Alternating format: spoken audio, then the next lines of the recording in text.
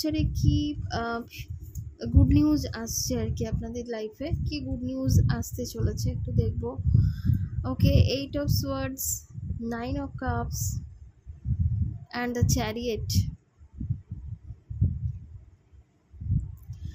দেখুন ক্যান্সার, তো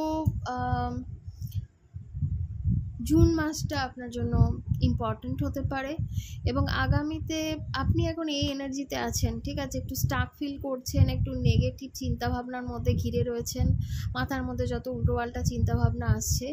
বাট আপনি যে গোলগুলো সেট করেছেন না, যে আমি এটা করতে চাই, ওটা করতে চাই, একটা ভালো বিজনেস করতে চাই বা একটা ভালো চাকরি করতে চাই, হ্যাঁ, তো যেটাই আপনি চাইছেন সেই উইশটা আপনার ফুলফিল হবে।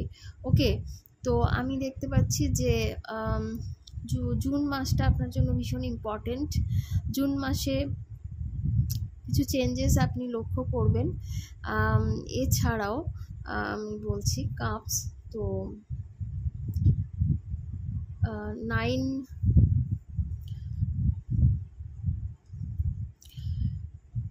সপ্তাহ থেকে 9 মাস।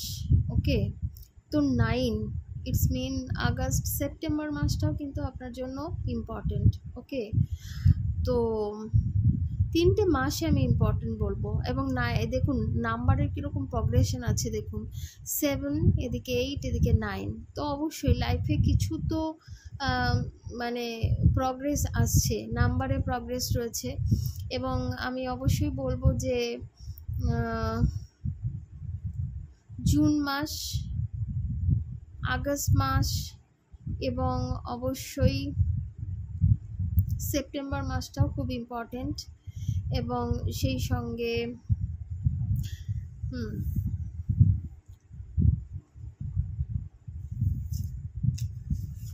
ক্যান্সার জুন, তো